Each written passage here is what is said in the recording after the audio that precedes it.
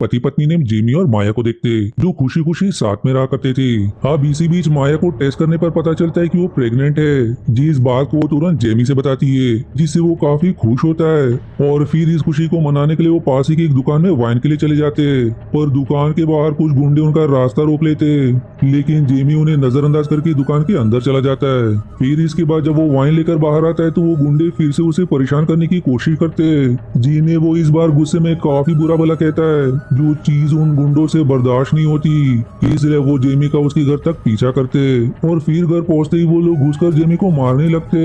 इस दौरान माया वॉशरूम में होती है, जो बाहर मारपीट की शोर सुनकर काफी ज्यादा घबरा जाती है। इसलिए वो तुरंत पुलिस को फोन कर देती है, जिस बीच वो गुंडे दरवाजा तोड़कर उसे भी बाहर खींच लेते और फिर वो उसे भी बुरी तरह से मारने लग जाते, जो देख बेचारा जेमी अब उनसे विनती करता है कि वो माया को छोड़ दे क्योंकि वो प्रेग्नेंट है, लेकिन वो उसकी एक नहीं सुनते। इसी बीच माया के हाथों एक चाकू लग जाता है, जिसे देखकर वो उन लोगों को खुद से दूर रहने के लिए कहती है, जो देखकर उनमें से गुंडे को उस पर काफी गुस्सा आ जाता है। पर इससे पहले कि वो माया को कुछ कर पाते पुलिस की सायरन सुनते ही वो लोग भाग पड़ते, लेकिन इस हादसे के बाद माया और जिमी काफी डर जाते, जिसी के साथ ये सीन यहीं कट हो जाती है। अब अगले सीन में हमें कुछ महीनों बाद का समय दिखाया जाता है, जहाँ हम एक गाँव में एक बूढ़ी औरत को मरा हुआ देखते, जिसकी लाश को कुछ लोग वहाँ से उठाकर ले जा रहे होते, जिस दौरान हम वहीं पर एक छोटा सा गेट भी देखते,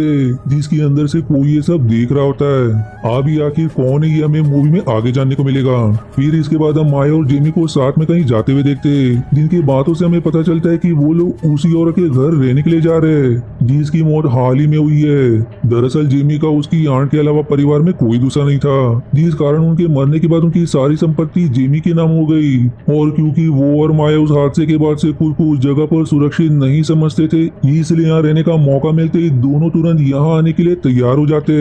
साथ ही अब माया जल्दी एक बच्चे को जन्म देने वाली थी, इसलिए यहाँ गांव में रहना उसके लिए बेहतर होगा। अब यहाँ पहुंचने के बाद ये लोग आंट के बड़े से घर को देखकर काफी खुश हो जाते, क्योंकि ये अब इनका घर हो चुका था, जिसके बारे में जब दोनों बातें कर ही रहे होते कि तभी वहाँ पर आंट की दोस्त मैरी आ जाती है, जो जेमी से बताती है कि उसकी आंट काफी अच्छे स्वभाव वाली महिला थी, पर जब उन्होंने अपने पति के साथ अपनी बच्ची को भी न्यूमोनिया के कारण खो दिया तो वो बहुत उदास रहने लगी। अब ये बात बताते हुए मेरी जेमी और माया को घर के पीछे के बगीचे की तरफ ले जाती है, जहाँ हम उसी दरवाजे को देखते जो हमें मूवी में पहले देखने को मिला था। उस दरवाजे की तरफ इशारा करते हुए मेरी बताती कि इसके अंदर कुछ छोटे अजीब क्रीचर्स जिन्हें रेड हेड्स कहा जाता है वो रहते हैं, और तुम्हारी आंट रोज इन्हें खाने के लिए मार दिया करती थी, क्योंकि जब उन्होंने अपना सब कुछ खो दिया तो यही रेड हेड्स उनके अकेलेपन में उनके साथी बने। इसके आगे बताते हुए मैरी कहती कि उसकी आंट की आखिरी इच्छा थी कि उसके मरने के बाद जो भी इस घर में रहे वो भी उन्हीं की तरह रेड हेड्स के लिए खाने को वही मांस के टुकड़े रखे, जो बाहर सुनकर जेमी और माया दोनों को ही काफी अजीब लगता है। लेकिन बात को टालने के लिए माया मैरी से यूं ही कह देती है कि वो यहाँ रोज खाने के लिए मांस रख दिया करेगी। अब इस बात से खुश होकर माया वहाँ से चली जाती है, जिसकी जाने के बाद दोनों घर की सारी सफाई करने में लग जाते। अब क्योंकि ये घर पुराना था इसलिए वो फैसला करते कि इस घर को वो रेनोवेट करवाएंगे, इसलिए अब ये लोग पास ही की दुकान से कुछ सामान लेने के लिए जाते, जहाँ का मालिक जेमी से कहता है कि उसकी आंट बहुत ही अच्छी इंसान थी, इसलिए उनसे सामान के पैसे नहीं लेगा, जिस बात से दोनों काफी खुश होते। फिर ये लोग एक बार में जाते, जहाँ सभी इनका स्वागत करते, क्योंकि ये इस जगह पर नए थे। यहाँ इनकी मुलाकात रॉय नाम के एक बूढ़े आदमी से भी होती है, जो इनसे बातों ही बातों में सवाल करता है कि इन्होंने अपने घर के रेनोवेशन का काम आखिर किसको दिया है। इस पर जेमी उससे कहता है कि उसने चार्ल्स नाम के आदमी को इस काम के लिए कहा है, जो कल से ही अपने काम पर लग जाएंगे। और ये बात सुनते ही रॉय ने चार्ल्स और उसके बच्चों से बचकर रहने के लिए कहता है, क्योंकि वो बहुत ही अजीब है। वहीं अब जब रॉय ये सब बातें कर रहा होता है तो वहाँ मैरी आ जाती है, जो रॉय को डांटकर वहाँ से जाने के लिए कहती है, क्योंकि वो इन्हें बिना किसी बात के ही डरा रहा था।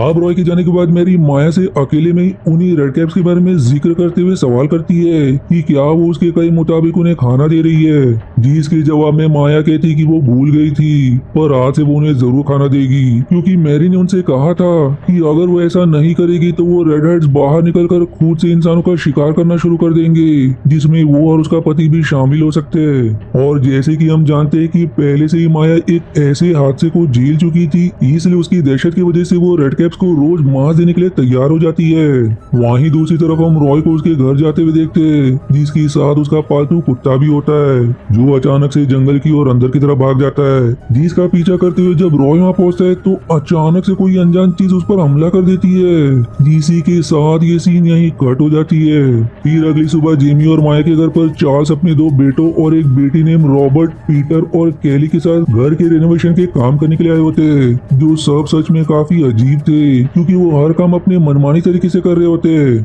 फिलहाल जिमी और माया उन्हें नजरअंदाज करके फिर से सामान लेने के लिए दुकान पर जाते हैं, जहां इस बार माया रेड कैप्स को देने के लिए मांस खरीद लेती है। फिर दोनों साथ में आंट की कब्र के पास जाते हैं, जिनके आसपास उनकी पति और बेटी की कब्रें होती है। इस दौरान बातों ही बातों में फादर इन्हें बताते कि असल में आंट की जो बेटी थी उसकी लाश कभी मिली ही नहीं, इसलिए उन्होंने छोटी सी जगह पर उसकी कब्र बना दी। जो बात सुनकर दोनों को ही काफी अजीब लगता है। और अब इसके बाद जब ये लोग वापस जा रहे होते हैं तो वहीं जंगल की तरफ दोनों देखते हैं कि कुछ लोग वहाँ किसी तरह की तलाश कर रहे हैं, जिन लोगों में मेरी भी थी। वो माया के पूछने पर बताती कि कल से ही रॉय कहीं गायब है, इसलिए उसी को ढूंढने का काम चल रहा है। यहाँ माया मेरी से ये भी सवाल करती है कि उसने आंट की बच्ची के बारे में उससे झूठ क्यों कहा था कि उसकी मौत निमोनिया से हुई थी, जबकि उसकी तो लाश भी नहीं मिली। इसके जवाब में मैरी कहती कि असल में जब आंट के पति की किसी बीमारी के कारण जान जाने वाली थी तो उन्होंने रेड कैप से उनकी जान के बदले अपनी बच्ची का सौदा किया, जिससे हुआ ये कि कुछ समय के लिए आंट के पति की जान तो बच गई, लेकिन उस बच्ची को रेड कैप्स उठा ले गए। जिस कहानी पर ना तो जेमी को ना ही माया को विश्वास होता है। इसके बाद अब वो सीधा घर पहुंचते, जहाँ केली और पीटर को काम ना करते देख जेमी उनसे इसका कारण पूछता है और इस बात पर उनकी बहस हो जाती है। वहीं दूसरी तरफ जब माया बाथरूम में होती है तो बाहर खिड़की से रॉबर्ट उसे घूर रहा होता है, जिसे देखते वो तुरंत जेमी को बुलाती है। और जब ये बात चार्ल्स को पता लगती है तो वो रॉबर्ट के इस बर्ताव के लिए दोनों से माफी मांगता है। वहीं रात को जब रेड कैप्स के लिए माया खाना लेकर जाती है तो उसे वहाँ कुछ अजीब आवाजें सुनाई देती है, इसलिए उसका ध्यान भटक जाता है, जिससे अगली पल वो वापस देखती तो किसी ने उसका दिया खाना यानी कि मांस खत्म कर दिया था, जिस कारण वो डर के मारे अंदर भाग जाती है। फिर अगली सुबह चार्ल्स अपने परिवार के साथ फिर से काम पर आ जाता है, जिस दौरान रॉबर्ट से खिड़की का शीशा टूट जाता है और ये देख चार्ल्स उसे बुरी तरह से मारने लगता है। यहाँ माया कर चार्ल्स को ऐसा करने से रोकती है, जिसकी बात मानकर वो रॉबर्ट को छोड़ देता है। फिर कुछ देर बाद माया को हम उसी दरवाजे के पास देखते हैं जहाँ उसने पिछली शाम रेड कैप्स के लिए खाना रखा था। वो अब हिम्मत करके उस दरवाजे को खोलती है, जहाँ उसे बहुत ही खूबसूरत जंगल नजर आता है। साथ ही उसे रॉय के कुत्ते की आवाज भी आ रही थी, जिससे उसे लगता है कि रॉय भी वहाँ होगा, इसलिए उसे देखने के लिए अंदर चली जाती है। अब यहाँ थोड़ा आगे जाने पर रॉय का कुत्ता मिल जाता है, जो उसे पीछे आने का इशारा करता है और फिर वो माया को एक छोटी सी कुटिया के पास ले आता है, जिसके अंदर से अजीब सी दुर्गंध आ रही होती है। साथ ही वहाँ काफी सारी इंसानी हड्डियां भी पड़ी हुई थी, इसलिए माया उसके अंदर नहीं जाती। पर जब वो वापस आ रही होती है तो रास्ते में उसे रॉबर्ट मिल जाता है, जो रो रहा था। वो माया से कहता है कि उसे कोई प्यार नहीं करता और उसके पिता बचपन से उसे इसी तरह मारते आ रहे। जिस बात को सुनकर माया उसे हिम्मत देने की कोशिश करती है, लेकिन यहाँ वो मौका पाकर माया का बलात्कार करने की कोशिश करता है, जिसके साथ ये सीन यहीं कट हो जाती है। अब अगले सीन में माया को उसके घर में सही सलामत देखते हैं, जो काफी डरी हुई लग रही थी, जिसकी इस हालत को देखकर जेमी उससे सवाल करता है कि आखिर उसे क्या हुआ। इसके जवाब में माया कहती कि अगर वो उसे बताएगी तो वो विश्वास नहीं करेगा, इसलिए वो उसे अपने साथ वहाँ कुछ दिखाने के लिए ले जाती है। जहाँ जाकर वो कहती है कि यहीं पर रॉबर्ट ने उसके साथ जबरदस्ती करने की कोशिश की थी, लेकिन तभी कुछ छोटे क्रीचर्स वहाँ कर रॉबर्ट को अपने साथ घसीट ले गए। यहाँ माया की इस कहानी पर जेमी को बिल्कुल भी विश्वास नहीं होता, जिस बात पर इन दोनों में लड़ाई भी हो जाती है। और अब हम जान पाते हैं कि शुरुआत के उस हादसे की वजह से जेमी भी खुद को माफ नहीं कर पा रहा था, क्योंकि उस समय वो अपनी पत्नी को बचाने के लिए कुछ भी नहीं कर पाया था, इसलिए वो अपने मूड को ठीक करने के लिए यहाँ से सीधा बार में चला जाता है। अब यहाँ उसे पीटर और केली मिलते, जो अपने भाई रॉबर्ट को ढूंढ रहे होते। वो जेमी को देखकर उसे रॉबर्ट के बारे में पूछते,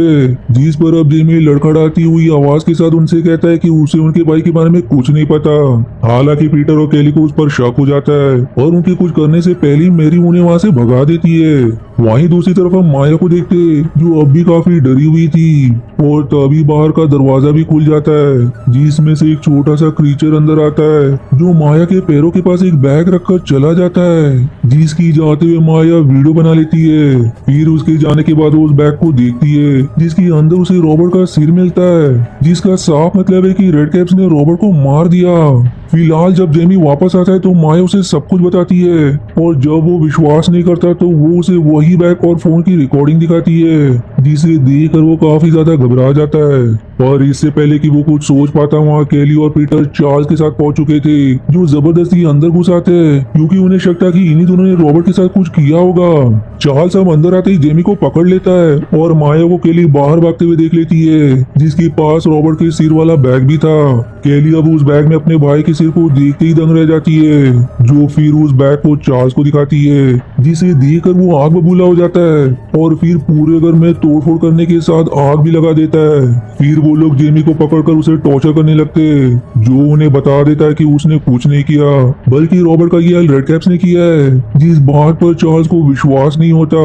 वहीं दूसरी ओर माया जाकर उन रेड कैप से मदद मांगती है जिसके बदले में वो उन्हें कुछ भी देने को तैयार थी। इसलिए अब जब चार्ल्स के कहने पर पीटर जेमी को मारने जाता है तो एक रेड कैप ऊपर से उसके ऊपर कूदकर एक चाकू से उसे घायल कर देता है जिसे इस तरह देखकर वो और चार्ल्स काफी ज्यादा हैरान थे क्योंकि उन्होंने बचपन में सिर्फ इनकी कहानियां सुनी थी। हालांकि यहाँ चार्ल्स एक बैट से वार करके उस रेड कैप का काम खत्म कर देता है और फिर पीटर डर के मारे भाग खड़ा होता है और फिर उसे कई सारे रेड कैप्स घेर लेते। साथ ही केली ने भी माया को पकड़ लिया था लेकिन अब उसे ही कई सारे रेड कैप्स पकड़कर उसका पेट फाड़ देते जहां अब हम पहली बार रेड कैप्स को किसी इंसान को खाते हुए देखते।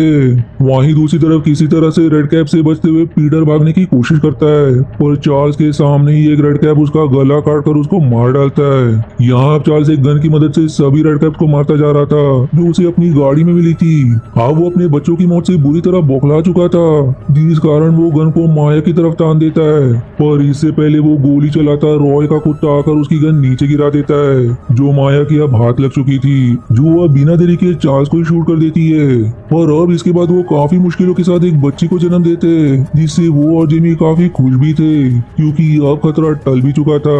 जेमी अब अपनी गाड़ी साफ करने चला जाता है। बाकी सभी की लाशों को तो रेड कैप पहले ही वहाँ से घसीट कर लिए जा चुके थे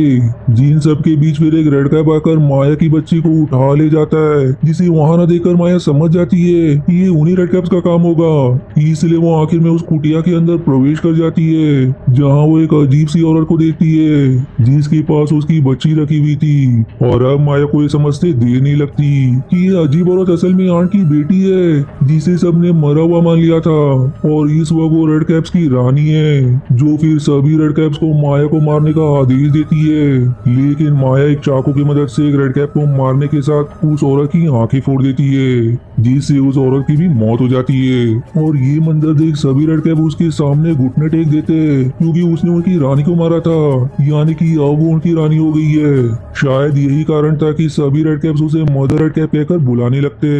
अब मूवी के आखिरी सीन में हम माया को वो बच्ची जेमी के हाथों सौंपते हुए देखते